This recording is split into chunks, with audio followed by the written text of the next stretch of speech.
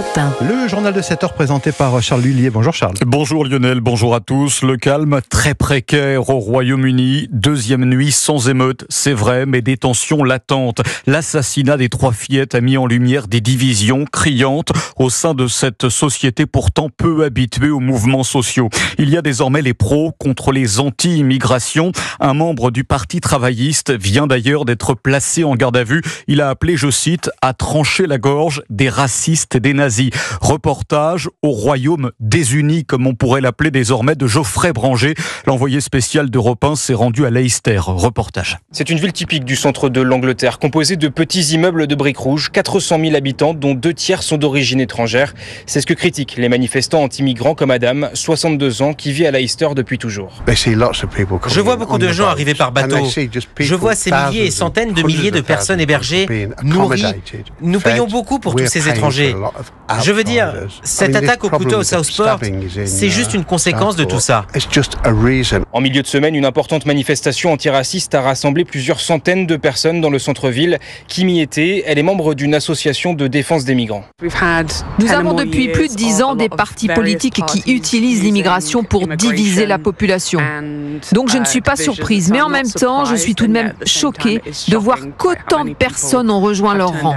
Ces émeutes contre l'immigration, vous savez, c'est une chose de participer à une manifestation, c'en est une autre de s'organiser et d'aller commettre des violences, un masque sur la tête. Dans cette ville, comme dans une grande partie du Royaume-Uni, ces deux mondes sont de plus en plus difficiles à réconcilier.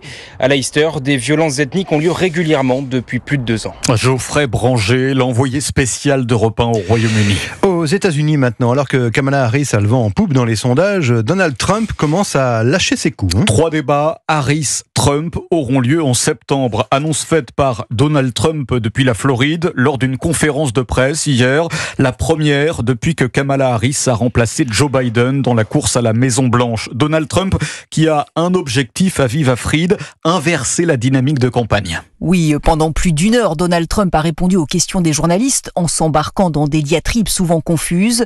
Il est apparu très vindicatif, notamment en lançant de nombreuses attaques personnelles contre sa rivale. Elle ne donne pas d'interview, elle est à peine compétente. Elle ne fait pas de conférence de presse, vous savez pourquoi ? Parce qu'elle ne sait pas comment faire, elle n'est pas assez intelligente. Désolé, mais nous avons besoin de gens intelligents pour diriger ce pays. L'ancien président a tenu à peu de choses près son discours habituel sur l'élection volée, estimant que lui seul pouvait maintenir la paix dans le monde et protéger les États-Unis, tandis que Kamala Harris n'apporterait que le chaos et la destruction. Mais il n'a pas apprécié qu'un journaliste lui fasse remarquer que la vice-présidente suscitait l'enthousiasme lors de ses meetings de campagne. Non, mais lâchez-moi. J'avais 107 000 personnes dans le New Jersey, vous n'en avez pas parlé. La presse est malhonnête. Cette conférence de presse laisse un peu perplexe. L'impression qui en ressort, c'est celle d'un Donald Trump aux abois qui va devoir soigneusement recalibrer son message pour relancer sa campagne. Aviva Fried, correspondante d'Europe 1 aux États-Unis. À l'étranger toujours, après l'annulation des concerts de Taylor Swift en Autriche, on en sait davantage sur le profil des 2 suspects qui ont été interpellés. Oui, et sur ce qu'ils préparaient surtout. C'est en réalité un attentat suicide qui a été déjoué au dernier moment. Il prévoyait de passer à l'acte durant l'un des 3 concerts de la chanteuse à Vienne devant 65 000 personnes. Le domicile de l'un des 2 suspects a été perquisitionné. Cela fait froid dans le dos. Explosifs, armes blanches, détonateurs. Voici ce qui a été saisi. Tiffaine Dubois, les 2 hommes étaient sans surprise proches de la mouvance islamiste. Oui, principal suspect, un jeune Autrichien de 19 ans, originaire de Macédoine du Nord. Il s'était récemment rapproché de l'État islamique à qui il avait prêté allégeance. Chez lui, des policiers ont saisi des substances chimiques et découvert, je cite, une focalisation spécifique sur les concerts de la star américaine. En garde à vue, le suspect a confirmé son projet d'attentat suicide. L'objectif, tuer le plus grand nombre de spectateurs à l'aide d'explosifs et d'armes blanches. Selon les autorités, il aurait été aidé par un second individu, un mineur de 17 ans qui était employé depuis peu par une entreprise sous-traitante qui devait fournir des services au stade Ernst Happel, lieu des concerts de Taylor Swift. Un mode opératoire qui n'est pas sans rappeler l'attentat de Manchester. 22 morts lors d'un concert d'Ariana Grande dans la ville en 2017. Cette fois-ci, la tragédie a été évitée de justesse. C'est un partenaire étranger qui a mis les services de police autrichiens sur la piste de ces 2 hommes. Habituellement très sûrs, l'Autriche avait déjà été la cible d'un terroriste islamiste en 2020. À l'époque, la fusillade avait fait 4 morts et 23 blessés. Tiffaine Dubois. Europe 1, il est 7h05. Une journée plutôt prolifique pour la France aux Jeux Olympiques hier et la délégation s'accroche toujours à cette 4e place au classement des médailles. Oui, attention d'ailleurs, parce que la Grande-Bretagne n'est pas loin. Oui, 3 nouvelles médailles hier pour la France, 54 récompenses au total. La délégation française est donc en bonne forme derrière les États-Unis, la Chine et l'Australie qu'on ne rattrapera sans doute pas. 3 nouvelles médailles pour nos tricolores, vous le disiez Lionel, l'or pour Benjamin Thomas en cyclisme sur piste, l'argent pour Lauriane Nolo en kite, l'argent aussi pour Bilal Benama en boxe poids mouche. Et puis côté sport collectif, satisfaction pour nos handballeuses qualifiées en finale. Et puis comment ne pas mentionner ce nouvel exploit pour nos basketteurs? Ils ont sorti l'Allemagne et disputeront eux aussi la finale, la 2e d'affilée. Antoine Bienvaux. Oui, après la victoire face au Canada en quart de finale, le rêve olympique continue pour les basketteurs français. Portés par une Arena Paris-Bercy en délire, les Bleus ont bataillé jusqu'au bout pour battre des Allemands champions du monde en titre qui leur avaient infligé une sévère défaite la semaine dernière en phase de poule. Une revanche donc et une libération pour Isaiah Cordigné, auteur de 16 points au micro de France Télévisions à la fin du match. C'est une victoire d'équipe encore une fois. On montre aujourd'hui que quand on joue comme ça, on regarde tout le monde les yeux dans les yeux. Et il reste encore un match et on sera prêt. Ce public, il est fantastique et on va tout donner jusqu'à la fin, jusqu'à notre dernier souffle.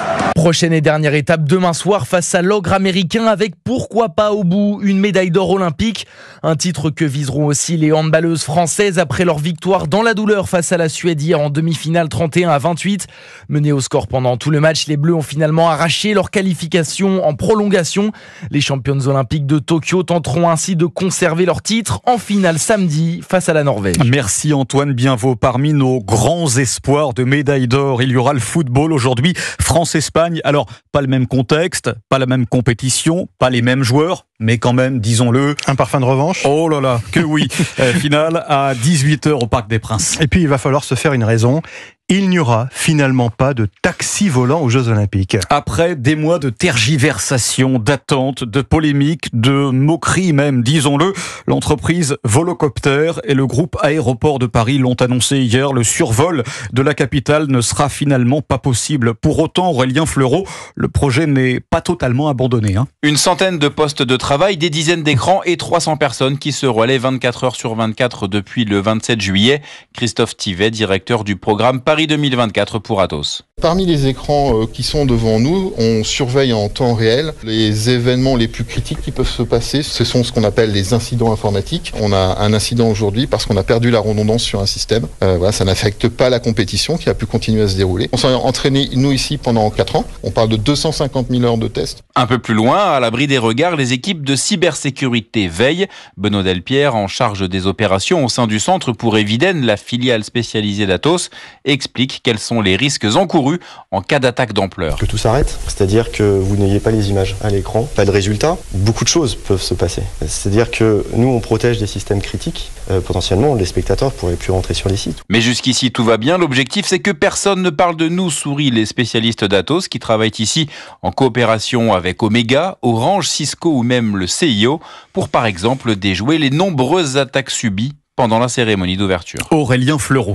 Et puis des Jeux Olympiques durant lesquels, en marge des compétitions et de façon tout à fait personnelle bien sûr, les supporters peuvent marier sport et foi. Messe, prière virtuelle pour les athlètes, concerts et églises ouvertes pour les catholiques. Il est donc possible de se recueillir en toute discrétion à travers le programme Holy Games, Jeux saints en français. Aujourd'hui, une cérémonie d'ailleurs pour vénérer la couronne d'épines, symbole de victoire et de sacrifice, est organisée. Le reportage de Mathieu Prior. La couronne d'épines que portait Jésus avant sa crucifixion, exposée au centre de l'église, une signification particulière pour Romain en ces temps sportifs.